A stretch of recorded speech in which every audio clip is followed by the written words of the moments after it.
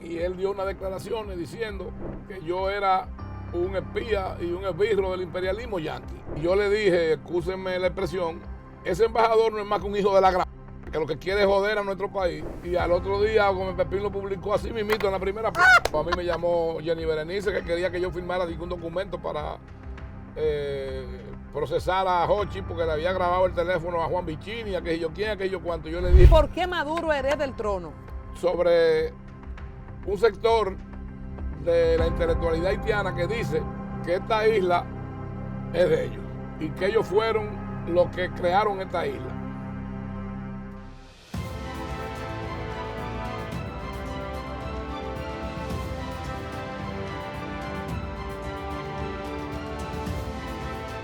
Bueno, aquí está con nosotros sin más preámbulo. A él le gusta que le digan el Chato, pero su nombre completo, Arístides Fernández Zuco. Gracias por estar con nosotros. Gracias, Colombia. Gracias, Licauli. Es verdaderamente un grato placer para mí compartir con ustedes este espacio. Y bueno, espero que podamos llenar las expectativas que tiene la audiencia con respecto a los temas que vamos a tratar. Yo lo asocio a esos jóvenes de poder que Balaguer tenía como sus luminarias preparándolos para el futuro, para que fueran gente de gobierno.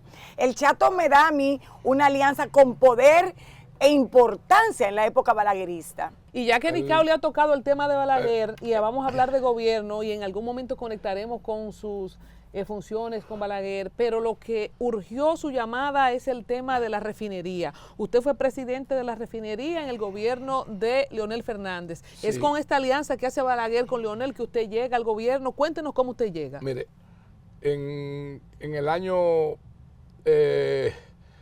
97 yo me mudo al edificio donde yo vivo actualmente y se muda Leonel también. Y ahí vivía Diandino Peña, Ramoncito Báez Figueroa. Oye, pero qué edificio, ¿eh? Vivía yo, vivía don Milton Mesina, que había sido gobernador del Banco Central, y vivía un personaje libio que vivió en este país, que fue un hombre muy influyente, que se llamaba Negmin Alfituri. No sé si ustedes lo recuerdan. Entonces, ahí en ese entorno y en esa relación, el presidente Fernández le dice a Diandino y a Alfituri que él quiere incorporarme al gobierno. Alfituri era embajador adscrito a la Cancillería y después le dieron el rango de secretario de Estado también. Y Diandino me dice un día que quiere hablar conmigo, me explica, me dice.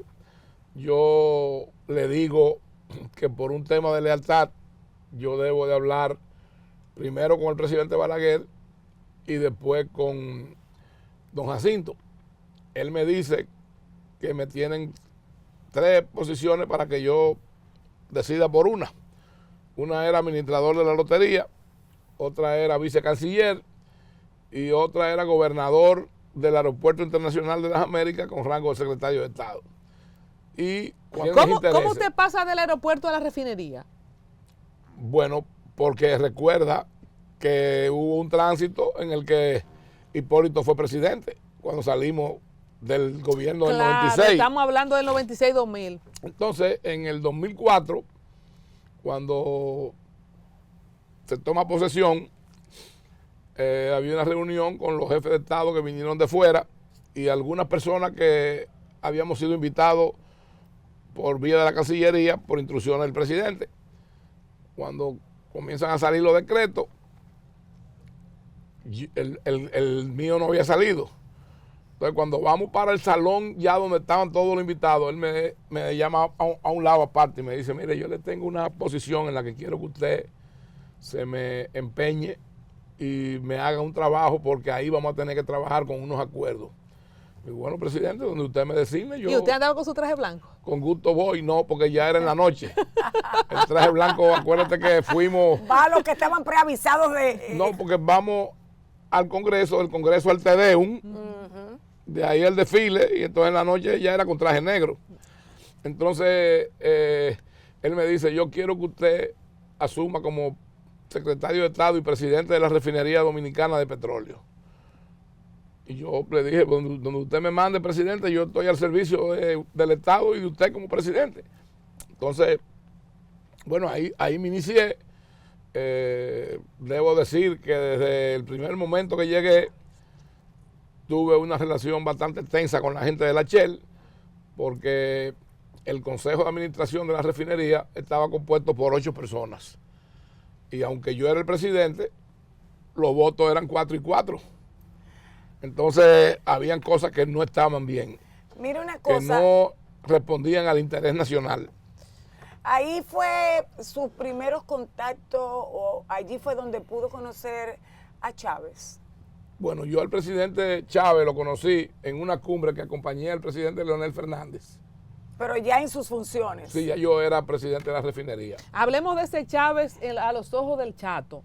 ¿Cómo era ese Chávez para los años 2004-2005 y cómo se da la relación de ustedes negociando? Porque, señores, estamos aquí hablando con quien lideró la negociación para Petrocaribe. Bueno, fíjate, el presidente Chávez, que yo conocí al principio, después fue derivando en una actitud mucho más autoritaria. O sea, que de principio usted no conoció en lo que él se convirtió de ser un dictador. Pero Ese nombre es bonito, Santo Domingo, Quisqueya, la tierra más bella, ¿no? Es la tierra del merengue, de mis amores. Quisqueya, ¿de quién es esa canción, Leonel? Quisqueya, ¿ah? Miguel Hernández, Quisqueya, la tierra de mis amores. Quisqueya, la bella, Quisqueya. Bueno, el grupo Quisqueya, o como lo llamemos, así como nació Contadora, Daniel. es bueno aclarar que entre Chávez y Maduro hay una diferencia abismal. ¿A favor de quién? Chávez era un hombre de luces, que articulaba un discurso que tenía conocimiento, valores y principios que este señor no lo tiene. Este señor, para mí, no solamente es un dictador y un tirano, sino que también es un hombre desalmado. Porque hacer lo que él está haciendo con ese pueblo, ni Trujillo aquí lo hizo. Y eso no lo inició Chávez. Esa transformación es muy a desfavor de los venezolanos, del pueblo venezolano, que hoy están obligados a emigrar. No lo inició Chávez, no dejó el librito Chávez. No, te voy a decir que el primer gobierno de Chávez fue un buen gobierno y contribuyó al desarrollo de Venezuela. Ahora, ¿qué tenemos nosotros que analizar desde el punto de vista histórico? ¿Cómo llega Chávez al poder? Producto del desgaste de los partidos tradicionales, Acción Democrática y COPEI. Yo era vicepresidente de la Juventud Demócrata Cristiana de América y miembro de la Unión Mundial de Jóvenes Demócratas Cristianos en su comité ejecutivo. Tenía que ir mucho a varios de esos países, a Chile, a Venezuela, Costa Rica, Alemania, España, y codearme con todos los dirigentes jóvenes que habían de la democracia cristiana. Y la verdad es que producto de los desaciertos y del mal manejo y de la corrupción que hubo en los gobiernos de Acción Democrática y en los gobiernos de COPEI, es que el venezolano opta por elegir a Chávez, porque dice, bueno, de un malo... Como el menos malo. Exactamente, la opción menos perjudicial, vamos a decirlo así. Entonces conectamos con Petrocaribe 2005, cuando el presidente Leonel Fernández le dice, quiero que me maneje unos acuerdos. ¿Usted se imaginó que era...? Previo a eso, se acordó el acuerdo de Caracas. Y usted participó también. Sí, claro, a mí el presidente emitió un decreto donde me encargaba a mí como la persona responsable de las negociaciones. Intervenían otros funcionarios cuando tenían que ver con temas muy puntuales, como por ejemplo el secretario de Finanzas, cuando eran cosas que tenían que ver con finanzas, el secretario técnico de la presidencia, cuando tenían que ver con esos aspectos, pero lo referente al tema central, nodal, que era el tema del petróleo, eso lo manejaba yo. O sea que fuera del presidente, en representación de los intereses dominicanos y del Estado dominicano, usted era la máxima autoridad. Bueno, yo no podría decir que era la máxima autoridad. Pero usted lo negoció, porque leyó, a averiguó. A mí me enseñaron en mi casa y mi padre y mis abuelos a ser humilde, a actuar con humildad. Yo tuve una gran responsabilidad y la asumí. Y les convenía eso a los dominicanos, porque cuando se estaba conversando ya habían sectores, incluyendo ciudadanos que conocían el tema y también de la oposición, que decían que ahí había gato entre macutos, que eso no les convenía a los dominicanos. No, que era... en realidad no era así. Cuando se inició Petrocaribe y el acuerdo de Caracas, recuerden, porque la gente a veces es desmemoriado, que en el gobierno de José Figueres, López Portillo y Carlos Andrés Pérez firmaron lo que se llamó el Acuerdo de San José, que también establecía precios preferenciales y de la factura petrolera que pagaban esos países miembros del Acuerdo de San José, un porcentaje se acumulaba para obras de infraestructura, que luego los gobiernos de México y de Venezuela tenían que entregarlo al país. Pero ¿qué pasa? Que los mexicanos solamente nos lo entregaron en una oportunidad y se quedaron con varios miles de millones de dólares de la factura petrolera que nosotros comprábamos a Pemex. A mí me tocó ir a negociar con el ministro de Energía de ese momento, que después fue presidente de México, Felipe Calderón. Claro. Y después con Georgina Kaiser. Y hablando no querían dar los recursos. Entonces, cuando en una oportunidad yo le digo, no nos dejan otros recursos que priorizar la compra nuestra hacia Ecopetrol de Colombia, hacia Petrobras de Brasil, Petrotrin de Trinidad y Tobago y PDVSA de Venezuela, que sí nos están dando los beneficios. Ella me dice a mí, la señora Georgina Kaiser, que vaya con su chofer al Ministerio de Hacienda, a la Dirección de Asuntos Hacendarios Internacionales, que allá me está esperando el ministro con el director.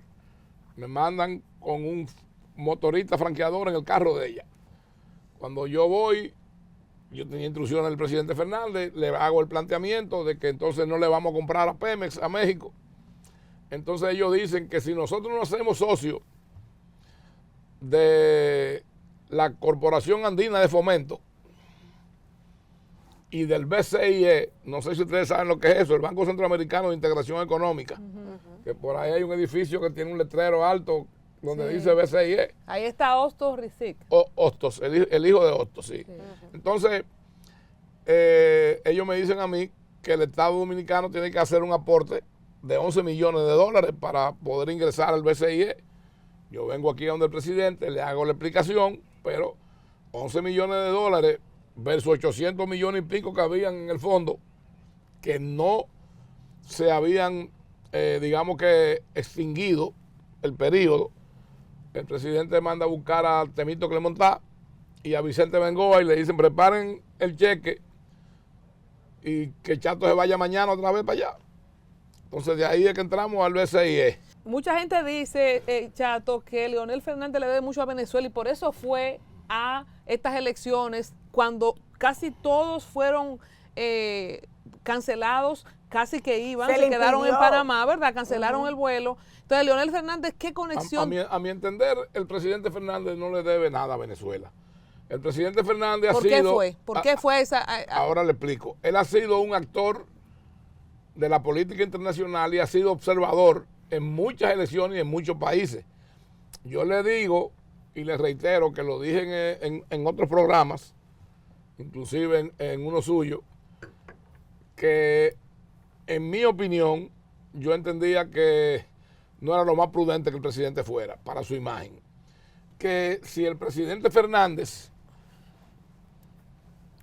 iba a esas elecciones, con lo cual yo no estaba de acuerdo, él podía tener una situación en la que o era favorable o era desfavorable, que todo iba a depender de lo que él dijera que él vio y vivió allá en ese proceso. Y al final... que si a él se le ocurría dar la aquiescencia y de alguna manera aprobar lo que fuese el resultado de esas elecciones, si no era legítimo, entonces él podía terminar en el zafacón de la historia junto con Samper, que hace tiempo que está en ese zafacón desde el proceso 8000. ¿Y cómo quedó al día Colombia? de hoy? No sé si usted, amigo televidente, y estas dos bellas damas recuerdan que fue el proceso 8000. No, Fue el proceso mediante el cual a Samper lo iban a sacar de la presidencia y iba a ir a la cárcel por el financiamiento de los hermanos Rodrigo Orejuela del cartel de Cali. Mire, ¿y cómo quedó? Y con Zapatero, que es un testaferro intelectual de Nicolás Maduro. Pero no le fue bien a Leonel, ¿no? Porque No, cuando ¿cómo quedó el presidente? cuando él dijo Bueno, que yo eso era pienso para los que- venezolanos, no le fue bien. Bueno, yo pienso que él vino aquí y dijo lo que todo el mundo ha dicho y ha reclamado, que enseñen las actas. No la han enseñado. No la han No enseñado. la han enseñado. Nosotros nos beneficiamos, fue regalado por habichuelas y pastas alimenticias, el petróleo. ¿Qué fue lo que pasó? Caímos en un gancho. ¿Qué pasó con Petrocaribe? Yo me realmente? río. ¿Le debemos la vida a Venezuela? A Chávez. Mira, yo me provoca Usted hilaridad. fue que negoció, diga. Me provoca hilaridad y me río. Antes de Petrocaribe en el 2005, sucedió el acuerdo de Caracas en 2004 y hoy lo que está en el tapete es Petrocaribe.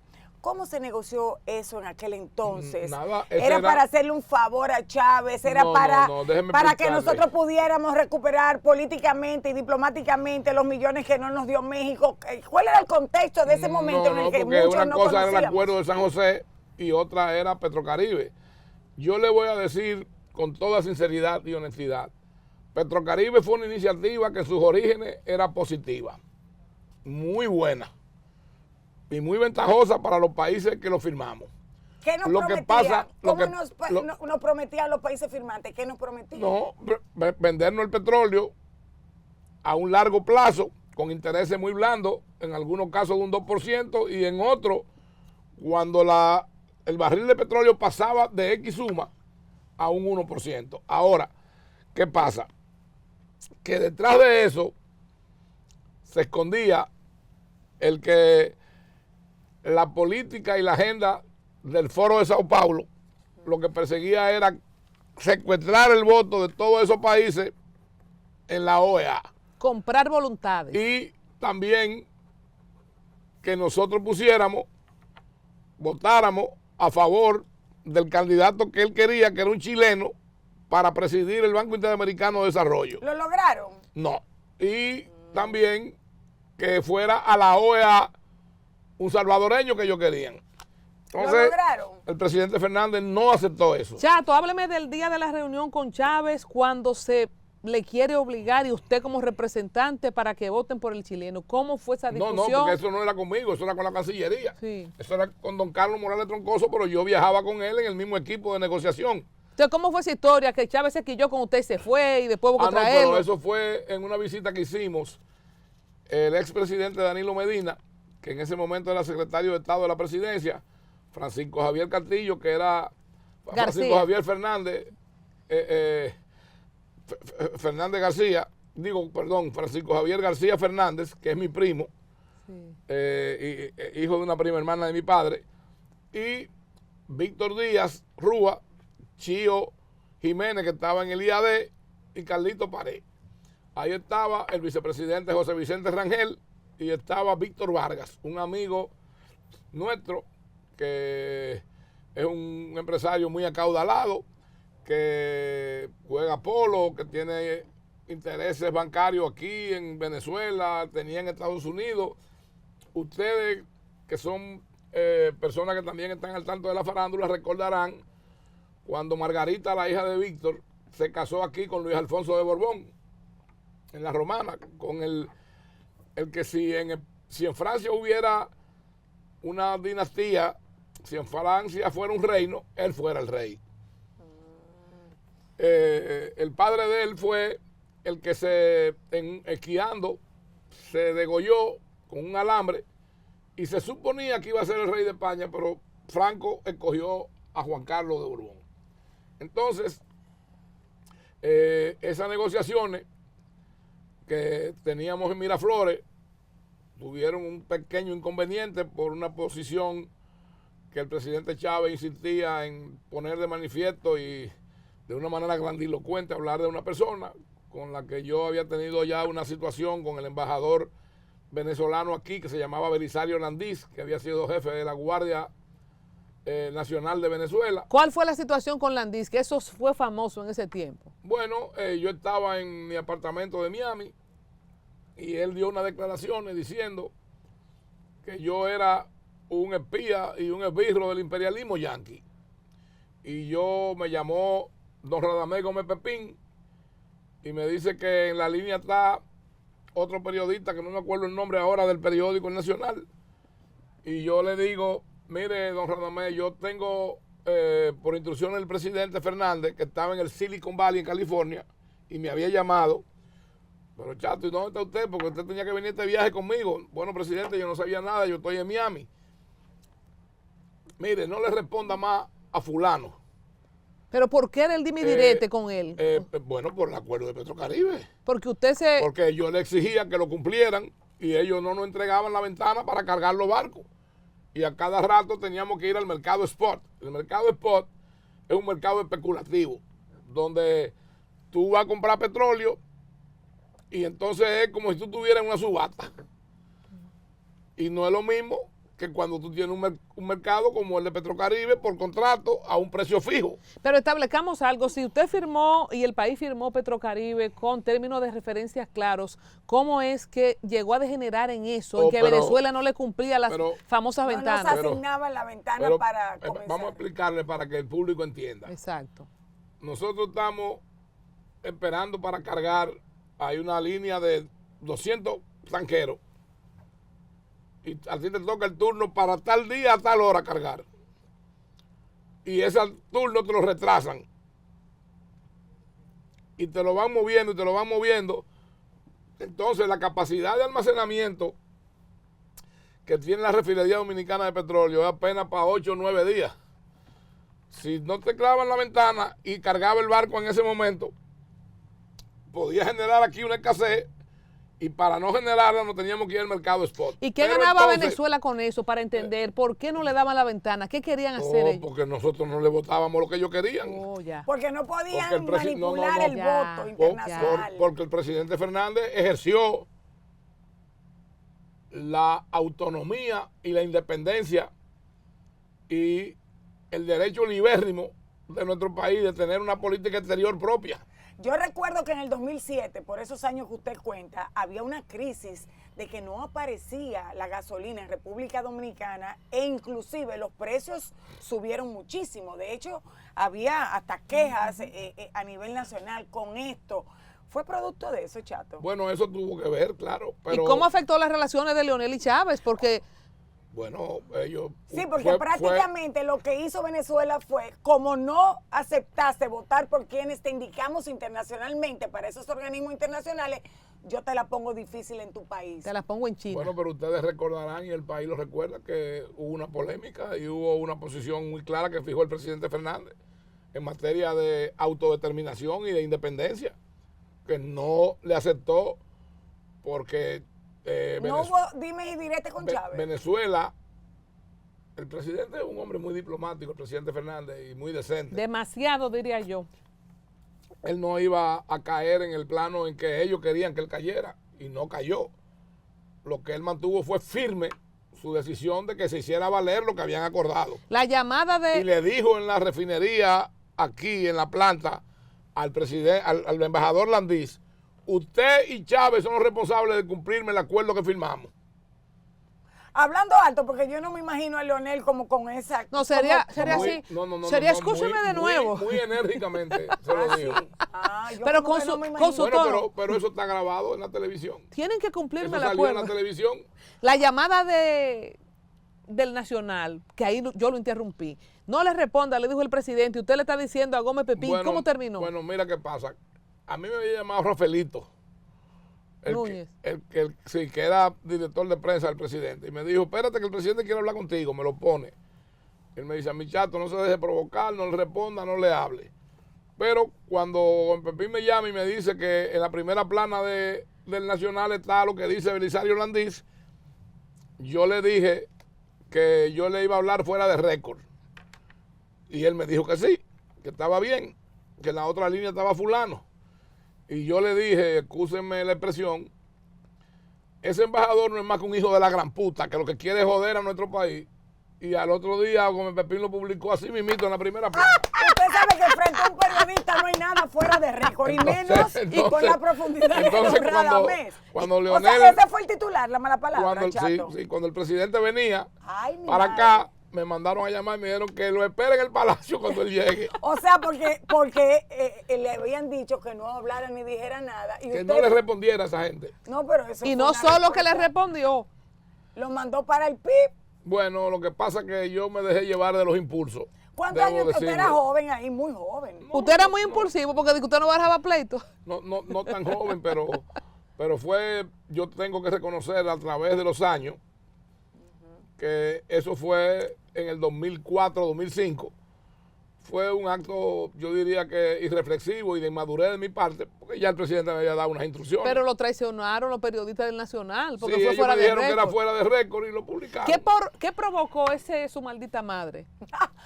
Oye, qué bonito soy yo en tus palabras. Bueno, el hecho de que ellos estaban haciéndonos daño en un término más llano, más vulgar, nos estaban jodiendo a nuestro país. Y yo lo que soy es dominicano. Yo no soy gringo, no tengo que ver con los gringos, como él decía, ni tengo que ver con Venezuela, porque tampoco soy venezolano. Yo defendía el interés de mi país. Al paso de los años, y viendo en qué ha desembocado todo esto, gobiernos que no respondieron a los pagos de Petrocaribe, ahora una dictadura que irrespeta al pueblo dominicano a través de lo que le dicen al presidente nuestro. El bandido de Cabello nos está reclamando a nosotros supuestamente 350 millones de dólares, que es falso, son 214. Y tenemos hasta el 2030 para pagarlo. Pero no habla de los 3.800 millones de dólares que le debe Cuba, que le han dado a Cuba. Eso sí no lo habla él, porque son unos esbirros de los cubanos. ¿Valió la pena firmar ese acuerdo de Petrocaribe con todas las situaciones que al día de hoy tenemos? Fue bueno. Lo de la habichuela y los espaguetis no me contestó. Bueno, yo le ¿Cómo dije, fue el pago? Yo le dije a usted que hubo una parte que fue también, se le pagó en especie, en una oportunidad. Y hubo lo que los venezolanos llaman caraota, que son las habichuelas, y hubo pasta también. Pero eso es mentira lo que han dicho de que se compraba afuera para pagarle a ellos. Aquí teníamos una producción de pastas que eran los molinos dominicanos, y también en la industria que tenían los mayas, que era una industria próspera y muy grande.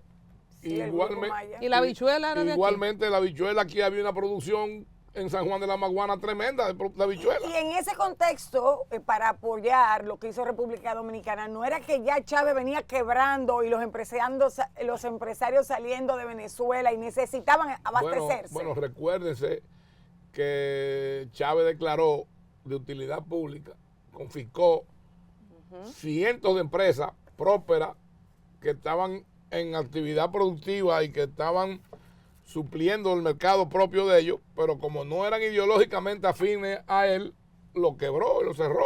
¿Por qué sale el Chato de la refinería? ¿Es presión de Venezuela o presión interna o tuvo que ver con el tema de Shell?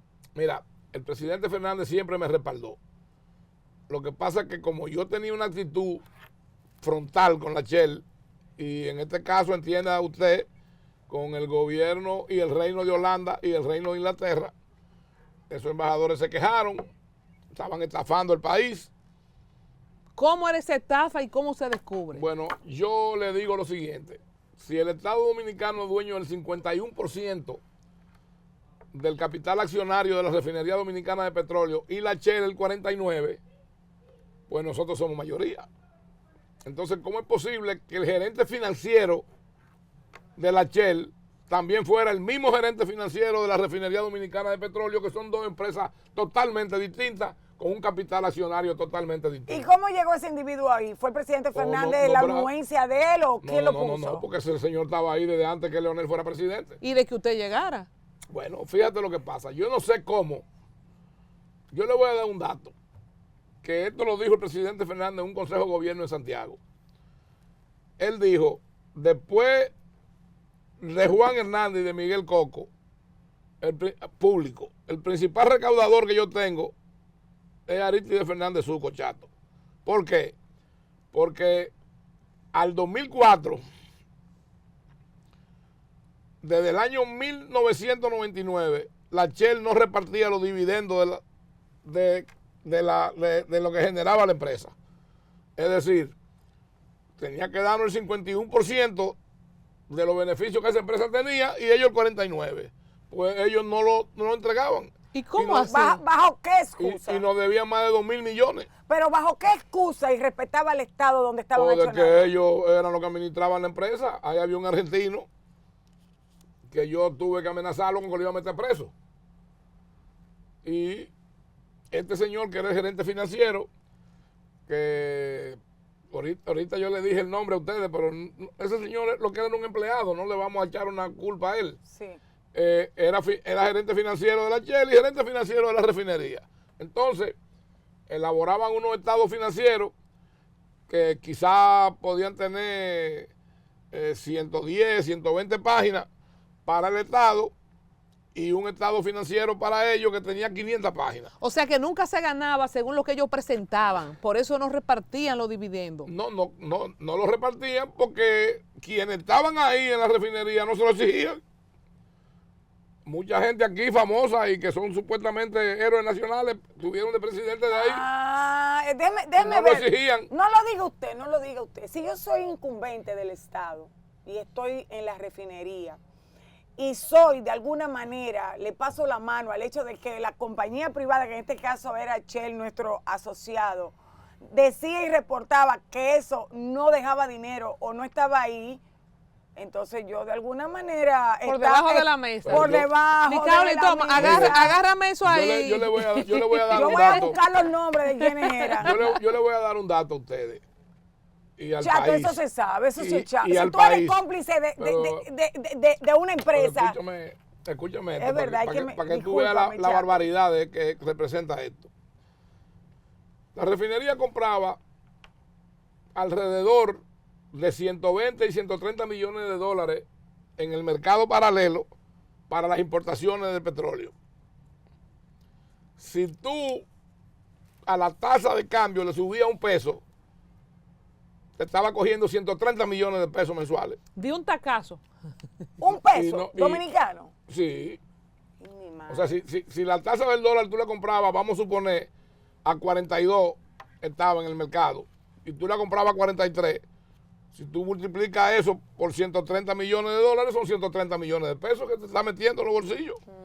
No voy a decir más nada. Para el buen entendedor, Chato, ¿cómo se descubre esa doble contabilidad? ¿Cómo usted como presidente de la refinería? Te voy a pedir que ahorita se me escapó y lo dije, pero no quiero crearle problemas a ese señor. En realidad... Eso está no- en vivo ya hace tiempo corriendo. No, ya no, no hay aquí forma no de lo diga, aquí recoger no eso. lo diga, ya eso pasó. En realidad, nosotros pudimos descubrir la doble contabilidad a través, y lo voy a decir porque yo no tengo por qué esconderlo, ni tengo temor ninguno. No, pero eso hace mucho le tiempo. copiamos la memoria a la laptop de ese señor. Y ahí Pero ¿cómo estaban- se le ocurrió? O sea, está bien, yo sospecho que hay gato entre macutos, porque tú en una computadora puedes buscar lo que sea, pero fue con, se supuso pero Fue usted. Es que- inducido hacia es que- allí. No, es que el individuo, cuando yo lo mandaba a buscar, él evidenciaba un estado de nervio muy fuerte y en ocasiones iba con frecuencia al baño. O sea, que usted describió el lenguaje corporal. Bueno, habían otras personas conmigo ahí también. Que le dijeron, ese hombre Está asustado. está asustado. Había una persona que trabajaba con don Jacinto, que yo me lo había llevado para allá. Está vivo.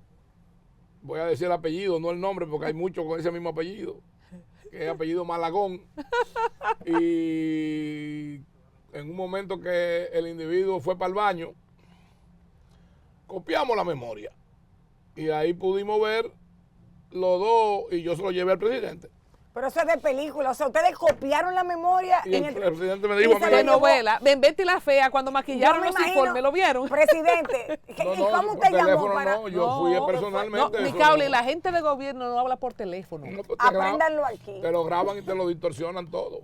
Aquí hay gente Antes meticulosa grababan. y bandidos. Aquí Lo sí- mismo de ahora. ¿Desde cuándo están grabando las conversaciones de los políticos en este país? Aquí siempre han grabado. Por Tú ejemplo, no- el tú no Jochi, recuerdas- el Jochi Gómez, que es famoso, Ay, y mi madre. Guillermo Gómez, Pero ¿lo no, grabaron pero- a usted? Sí, pero a mí me llamó Jenny Berenice que quería que yo firmara un documento para procesar a Jochi porque le había grabado el teléfono a Juan Bichini, a que yo quién, a que yo cuánto. Yo le dije, ¿me lo grabó a mí? No, pero usted está en la lista. Digo, pues si no me lo grabó, no me ha hecho nada, ¿por qué tengo que firmarlo? Claro, aquí quieren meter un lío. Ahora- Ese es el mismo del Intran, el Jochi Gómez del Intran. Ahora, Sí. ustedes recuerdan por qué en los años 70 y pico mi amigo Frank Cabral se tuvo que ir del país. Porque él grababa, ¿no? Porque lo agarraron en un palo de luz a una gente cogiéndole los teléfonos de Balaguer Él grababa a Balaguer. y al Papa. Y tenía que grabar. Ay, mi madre, Dios mío. Yo que nunca me he Entonces, cuidado. en este paréntesis tecnológico y de espionaje, llegamos al Palacio. Cuando usted le lleva eso al No, presidente Fernández. Es porque los asuntos de Estado no se hablan por teléfono. Usted se le apareció, se le tiró como No, los no, Suárez. yo voy y pido que quiero verlo. La persona que está adentro sale y entonces me entran a mí. ¿Era Yo- receptivo el presidente Fernández a esos de último Totalmente, minuto? yo puedo decir que él me respaldó un 100% en la defensa del interés nacional en la refinería. Pero lo destituyó. Frente a Chávez. ¿Lo no- destituyó de no, la- él no me destituyó. Cuénteme la historia. ¿Cómo es que- un paréntesis nuevo Yo así. le dije a usted que yo tuve un problema en el despacho de Danilo con una persona, que no voy a abundar sobre eso, porque una persona En mayor el y yo no despacho quiero... del ministro de la presidencia, Sí. que en ese momento era Danilo Sí. Medina. Titularían los muchachos de YouTube. Entonces- El Chato se va al bollo con Bonetti en el Palacio. No estamos hablando de eso. Ni estamos hablando, ni estamos hablando de paliza y de... Nelson Mira, Arroyo. Nelson Arroyo, Nelson, ay, ay, es mi ay, ay, amigo. ay. Ellos lo desmintieron, pero yo tengo fuentes Bueno. fidedignas. Pero yo le voy a decir lo siguiente. ¿Cuál fue el problema? ¿Por qué fue el problema? ¿Y cómo Leonel Fernández asume esa revelación que usted le lleva? Mire, esta gente no está Con engañando. pruebas. Me dijo a mí textualmente, o devuelven lo que se han tomado indebidamente o que se vayan. Y la presión fue tan grande que decidieron irse. Y date cuenta... Ustedes le guardaron el secreto en ese momento. Perdón, pero fue público que ellos tuvieron que entregar las acciones.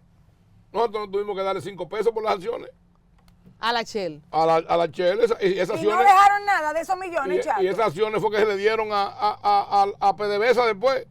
Entonces, Sí, claro que tengo una pagaron. confusión. Miren, estos días en mi programa, Pagaron. Ellos pagaron una parte. en estos días en mi programa Al Tanto con Colombia, en ese sofá que la gente no está viendo en cámara, vino y se sentó el expresidente de Anadegas, Juan Ignacio Espaillat, Sí. y dijo, no sé, perdóneme si lo estoy citando mal, pero me parece ahora que hablamos de que el Estado tuvo que comprarle unas acciones que debieron irse ellos y solamente pagar un peso quizás el Estado decorativo como hizo Curazao, porque además del pasivo ambiental que dejaron, además de que estaban perforados los tanques, entonces no entendí. No, ¿Se le pero- dio o no se le dio Pero dinero? yo no sé qué dice el señor, porque yo no vi el programa, es para allá de Curazao. Curazao, cuando hizo el acuerdo con Venezuela, el galón del petróleo, el barril de petróleo estaba a $8. ¿De qué que él está hablando? Ahora yo le voy a decir algo. No se le dio Él- dinero, se le dio a la Shell. Escúcheme, él no era funcionario del Estado, ni lo ha sido. Ahora, yo sí era miembro de Anadega y él lo sabe. Que yo era el primer vocal y le renuncié. Porque yo no soy sindicalista, yo soy empresario. ¿Y cómo yo voy a hacerme una huelga a perjudicar a los ciudadanos que no pueden echar combustible porque van a la bomba y están cerradas y que porque están en huelga? Porque quieren que le suban el margen en industria y comercio. Pero hay mecanismos y hay otra forma de hacerlo. No de trastornarle la vida a la gente. ¿Ustedes se acuerdan la cola que habían aquí en la bomba de gasolina y gente que se entraron a tiro y de todo? En el gobierno de Hipólito, sí. No, en todos los el del- gobiernos. En el del presidente Fernández, el 2007 también. También. También En se dio. ese tiempo, a en Balaguer ese se tramo. le Yo tenía un hicieron también. concurso en el programa que se llamaba Nicauli te fulete al tanque, porque era era increíble llenar el tanque en ese tiempo. La gente no podía, era de a Y galón. eran horas que tú durabas. Sí, Yo no y tenía- también lo fragmentaban, Yo o sea, lo racionalizaban. O sea, Uno 3 de, galones para uno de ti. mis negocios es estaciones de gasolina. Y tengo una bastante grande que la opera la Total. Y como dice Nicauli, para que pudiéramos tratar de suplir al mayor número de personas, se le decía, bueno, nada más te podemos vender 5 galones. Wow, Exacto. terrible. No puede llenar el tanque. Gracias a Dios cuando eso yo no tenía ni carro, pero volviendo entonces... Tú eres una muchachita. Y Vol- Cauli también. Volviendo Gracias. entonces a ese tema de cuando usted llega al palacio, describamos la escena, la gente se van sin pagar un chele y ya eso quedó entonces No, se van sin pagar confirmado. un chele, no. Pagaron. Ellos tuvieron que entregar las acciones y también pagar lo que tenían que... Un solo cheque que yo le llevé a Leonel era de 1.200 millones que le quitó a ellos. y después le quitó 800 más. Pero que nos A la pertenecía a Que era nosotros. dinero nuestro. Pero yo le voy a hacer una pregunta, ¿y con qué cara esa gente de la Shell? Porque yo te voy a decir una cosa, al que le descubren doble contabilidad y un engaño así, mínimo, Quiero aclarar algo al país. La Shell que está operando ahora aquí no es esa Shell. El grupo propietario de esa franquicia lo que hace es que paga un franchise. Paga para que ellos puedan usar el nombre de esa empresa. Pero no es que la Shell opera aquí. Eran otros ¿y de directivos. quién era esa Shell? La Cuénteme. Dutch Oil no opera en este país. O esa Shell era de la reina de Holanda y la reina de Inglaterra. Y esa Dutch Shell Oil fue la que usted sacó cuando descubrió la doble contabilidad. Sí, pero yo le voy a preguntar a ustedes que están en su casa. ¿Quiénes eran los filibusteros y los bucaneros?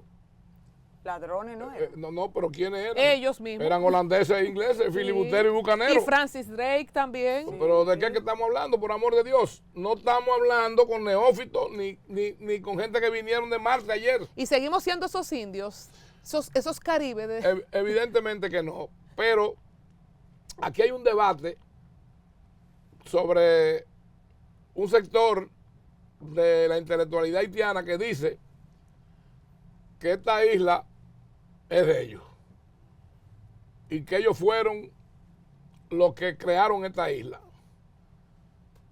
Pero cuando aquí llegó Colón, aquí estaban los ancestros nuestros, que todavía en el ADN de nosotros hay un 4% de sangre taína. Ustedes llegaron después con los africanos, que lo trajeron los franceses y los españoles. Así que los haitianos que no pueden hablar. Después de- No pueden hablar y lo que hacen es tener un odio visceral contra este país porque ellos han destruido su país y también quieren destruir el nuestro, que no se lo vamos a aceptar.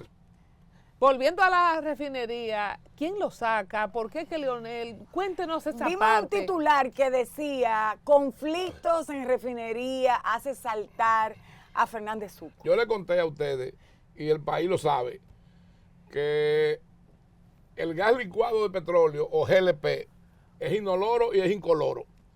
A eso se le agrega, se le añade un producto que se llama mercatano, que tiene un olor pestilente fuertísimo, para si hay escape, detectar que hay escape. Entonces, aquí habían 2 tanques de eso, y eso se hacía en una terminal de combustible de la Shell en Puerto Rico. Se llenaba el tanque que llegaba y se ponía el tanque que teníamos suplente aquí. Entonces, siempre se hacía en Puerto Rico. Da la casualidad que para esa época, cuando teníamos esa situación, ellos lavan el tanque y lo limpian aquí a la hora que el viento sopla desde el sur hacia el norte, para que se meta ese olor para la ciudad. Un sabotaje. Me dicen a mí que eso fue un oleoducto que explotó de la Falcon Bridge. Y yo cojo pavonado de pendejo a buscar supuesto oleoducto y lo andamos entero y no tiene nada. Cuando les reclamo, me dicen que no, que ahí fue que le dije que lo iba a meter preso, que era una estación de gas que explotó en Lomina. Y cojo para Lomina. Cuando vine de allá lo mandé a buscar al argentino y le dije que lo iba a trancar. Entonces llamaron a la embajada y qué sé yo cuánta vaina, y a la Cancillería, y don Carlos me llama, pero mira, chato, que esto, que aquello, que... Digo, bueno, don Carlos, ¿qué usted quiere que haga? Me dice, no, ven para acá, ven, para que te calmes, vamos a hablar aquí.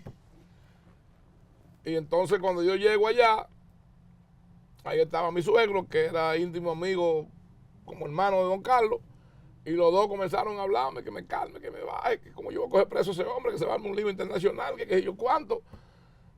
Bueno, el tipo renuncia y se va huyendo de aquí. Que tenía los hijos en el mismo colegio que los hijos míos en el Carol Morgan, pagados por la refinería. Y yo tenía que pagarlo con mi dinero. ¿Y qué fue lo que lo hizo saltar? Como en No, aquel que me hizo momento? saltar que cuando se explota ese problema del gas, mi primo Francisco Javier va al programa del gobierno de la mañana y da unas declaraciones. Y yo llamé al programa del gobierno de la mañana a desautorizarlo, porque él no era funcionario de la refinería, él era de industria y comercio. Entonces ahí comenzó una polémica. Y el presidente Fernández lo llamó, vamos a resolver eso. Ahí entró el tema del comité político y de un grupo que ellos tienen que se llama la OTAN. Como yo nunca he sido PLDista, ni lo voy a hacer, ni he sido de la Fuerza del Pueblo, ni lo voy a hacer, cuando el presidente me llama, me ofrece otro cargo. Y yo le dije que por favor me permitiera ir a mi casa a meditar con mi familia, darme un tiempo tranquilo. Entonces, le pidió la renuncia. Vamos a ver cómo funciona. No me pidió la renuncia. Pero en cosas de gobierno. Él me dijo, lo voy a trasladar. Eso no es que me pidió la renuncia. Pero se derogó el decreto por renuncia suya o lo deroga él. No, el decreto, cuando yo me voy de refinería, entra un señor que se llama Eduardo Rodríguez, que se muere como a los 3 meses de cáncer. Yo duré 3 meses fuera del gobierno y un día que yo cumplía años, me llamaron para felicitarme de la casa de don Guaroa Liranzo, una persona con la que yo tuve una relación muy estrecha y de mucho afecto.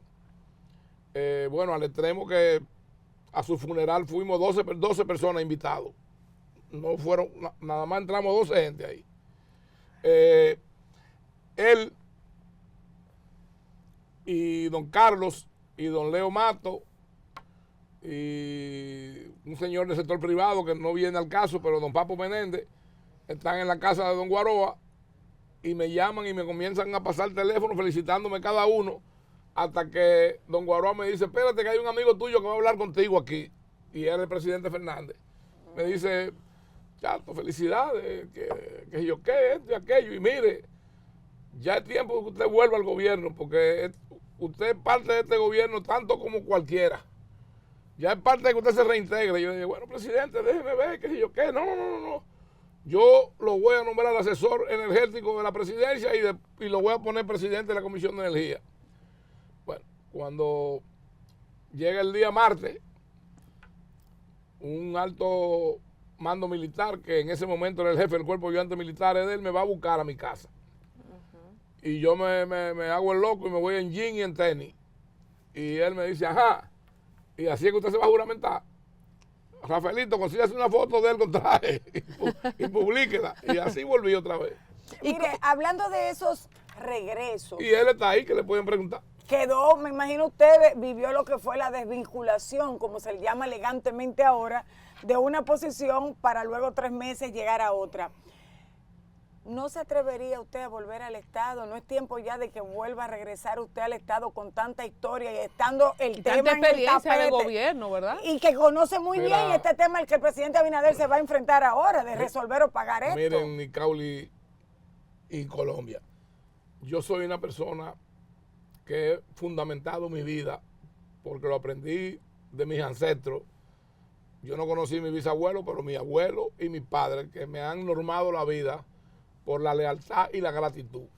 Yo soy una persona leal y agradecida del presidente Leonel Fernández, pero no soy miembro de la Fuerza del Pueblo y tengo criterio propio.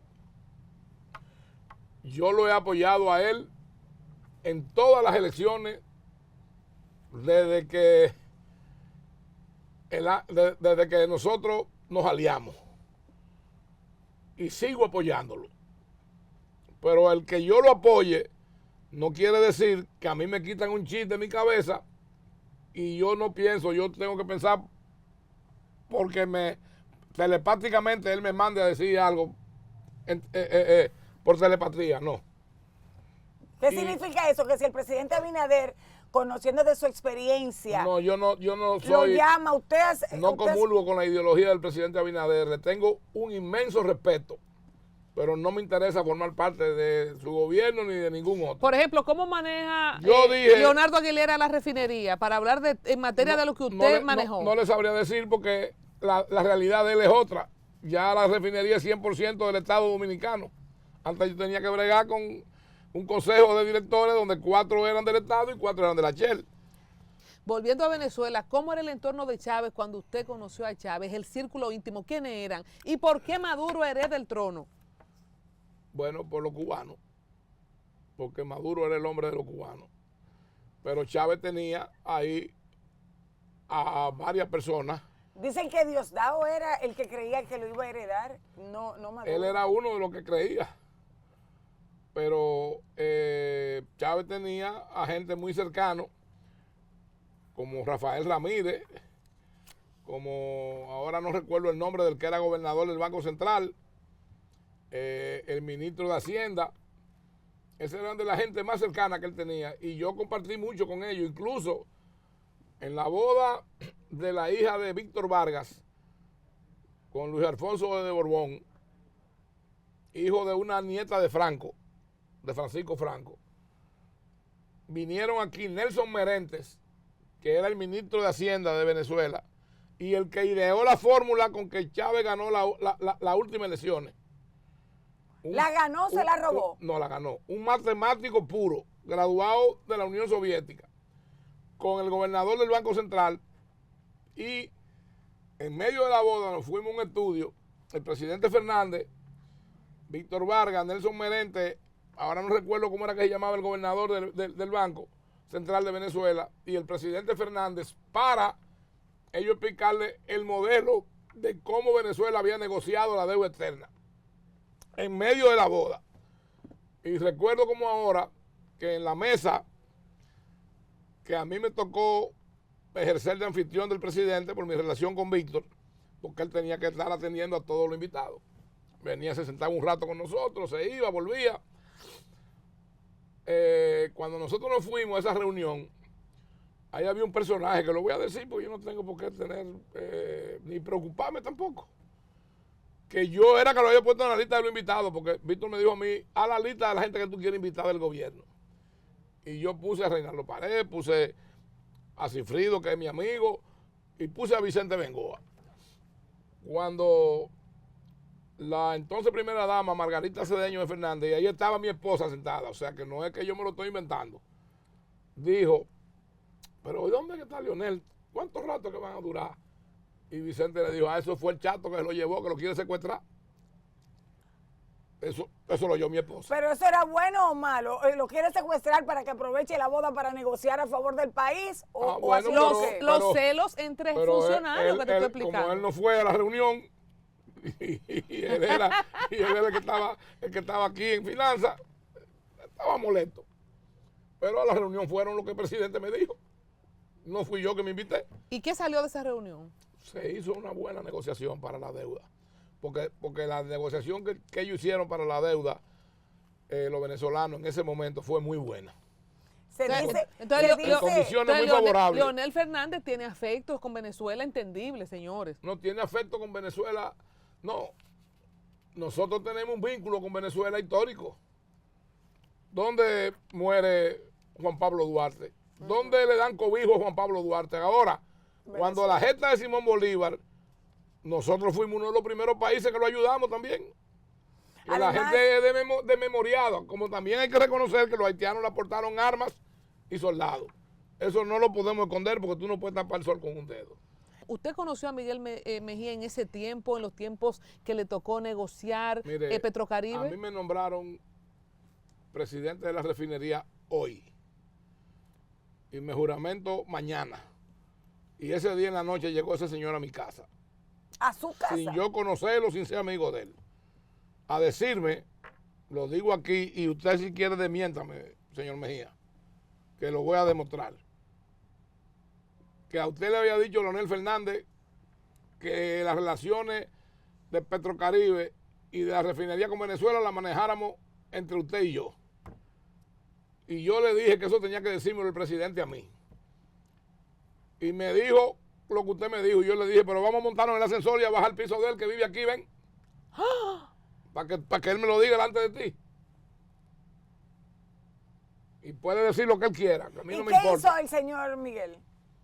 ¿Se fue? ¿Qué va a hacer? ¿Y por qué no bajaron al piso? de Leonel. Porque ¿cómo lo puedes sostener si era mentira? Pero es que una mentirita así Porque no se el presi- el dice, pre- porque era muy corta. Pero yo pregunto, ¿A cuántos pisos están usted, Leonel? yo pregunto, Colombia, yo vivo en el 9 y él en el 4. No se puede decir una mentira Pero- de 5 pisos. Pero Quizá yo no te lo pregunto, sabía. yo te pregunto, con la relación que yo tengo con el presidente y que además somos vecinos, si fuese verdad no me lo diría él. ¿Y qué procuraba Claro. Miguel Mejía Miguelón con esto? Oh, pero yo te dije, ya yo le dije ahorita a ustedes que cuando yo salí de la refinería, en menos de 2 meses, los fletes que costaban $860,000 y hacíamos 4 semanales, costaban 1.600.000, el doble. ¿Y quién se benefició de eso? O el general Belisario Orlandí y los que andaban con él ahí. Y entonces cuando usted le dijo su maldita madre a Belisario, ¿qué le respondió esa vez? Yo no le dije su maldita madre, yo le dije que ese embajador lo que era un hijo de la gran puta. Ah, un hijo de la gran puta. No podemos confundir la Pero palabra yo, de yo, mentira. pero, mira, ¿Y quién le respondió para atrás? yo lo fui a buscar a la embajada. Después del titular. Sí, cuando yo llegué de Miami. ¿Y usted cinturón Y negro? él- ¿Qué, no, qué- no. qué disciplina es usted? No, yo ando con lo mismo que anda él, ¿Con qué? con lo que él quiera.